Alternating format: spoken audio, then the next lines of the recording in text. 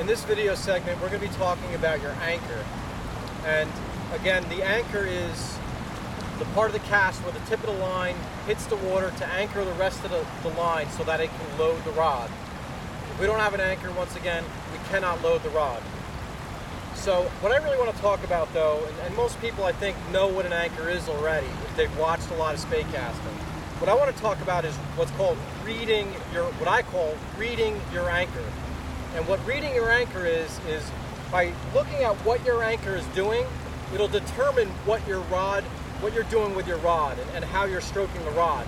And it'll enable you to correct what you're doing wrong by reading your anchor.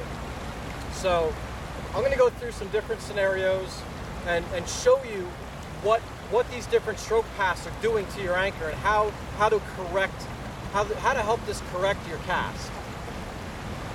So the first thing I want to talk about, and we talked about in an earlier segment, was acceleration and how critical acceleration is to making a back cast. If you don't accelerate, and a forward cast for that matter, if you don't accelerate, your cast will not work, both backwards and forwards. You have to accelerate both ways.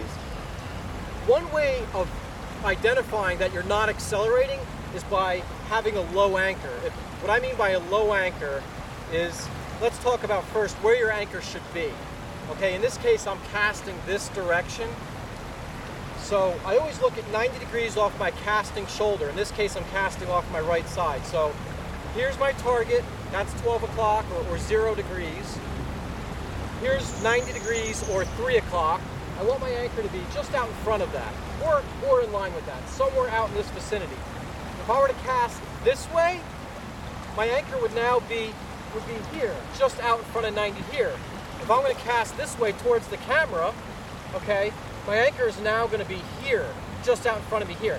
Now, if I were to do a cast off of my opposite shoulder, because a wind is coming, and we'll talk about in future segments wind direction and how it affects your cast, and what you need to do to adjust to the wind. But if I were to put my anchor, if I were to cast over my opposite shoulder, I would now put my anchor on this side of my body. So if I were to cast towards the camera here, that's 12 o'clock. Here's, in this case, 9 o'clock. Okay, my anchor is going to be just out in front of 9 o'clock here because I'm casting off my left side now. If I'm righty and I'm casting off my right side, my anchor would be here. So now that we've determined where our anchor should be, so I'm going to cast this way. 12 o'clock is here, my anchor should be here. We talked about the low anchor and how that identifies lack of acceleration. Acceleration again being taking the rod and continually moving the rod to get your anchor into the proper place. And you can see how the tip of the fly line landed right there. In the next cast, I'm gonna not accelerate. I'm gonna decelerate, meaning I'm gonna start a little faster. I'm gonna kind of slow down as I do my stroke, and watch how it leaves the line down below me. None of the fly line comes back to execute a back cast. You need your fly line to go back into the deluge in order to load the rod. So I'm going to start a little quicker and I'm going to slow down here. And you can see my anchor was way down here. So if you're practicing and you see that your anchor is way out in front of you, then that means that that generally means that you're not accelerating. It could be also that your rod is tracking a little bit too low, but generally speaking, I would find on a low anchor again being an anchor that hasn't come up into position, is that you're not accelerating. So it's either you're not accelerating or your rod's tracking too low. Again, generally it's not accelerating. So that's what a low anchor is. On an anchor that's too far back, generally what's happening is the rod is not coming down or it's tracking too high.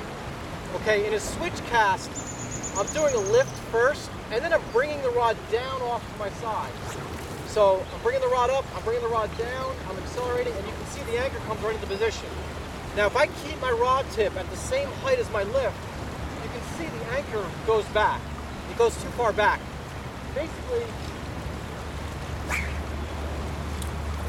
Basically I didn't bring the rod down, so the anchor doesn't come into position. Again, lift, I stay high like this, and what happens is my anchor flies out too far behind me. So if your anchor's too far back, generally speaking, you're too high. It could also be that you're adding too much power to your cast. And very often if you're going too quick, even if your stroke is right, you're going to overpower that anchor, and you're going to send the anchor also too far back. So usually an anchor that's too far back is from the rod tracking too high, but also it could be from too much power. So really what you need to do is just, when you're casting, is relax. And relaxing, what it does is it loosens your muscles up. And when you're loose, it enables you to move and track the rod correctly, and it also allows you to accelerate. And that's really the best way to get your anchor, is to relax and make sure that your rod is tracking relatively low. A high rod is going to cause an anchor too far back. A low rod is going to cause a low anchor. Not accelerating is going to also cause a low anchor, and accelerating too much or too much power is going to cause an anchor too far back. So read your anchor. Now watch this next cast. I'm going to do what's called a snap tee. And what I'm going to do here is I'm going to actually set the anchor first. I'm going to reposition the line by actually snapping the rod. It's the same thing. If I decelerate here, I leave all this line out in front of me. It's really the same thing as that switch cast where the anchor was too far downriver. If you're doing a snap tee and you see that you're leaving line out in front of you, and that line's not all going back except your anchor, then you're probably not accelerating enough. Either that, or you're tracking the rod too low. So here would be tracking the rod too low. If I track the rod really low like this, I can also leave my anchor out in front. Another thing,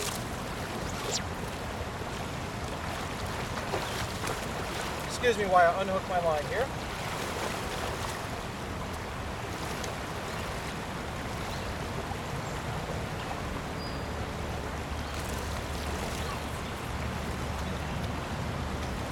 Another thing that can cause a low anchor is dipping the rod. If I dip the rod, that stops the line out in front of me.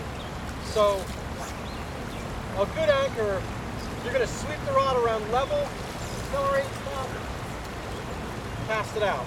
So read your anchor. Very important to understand what your anchor is doing.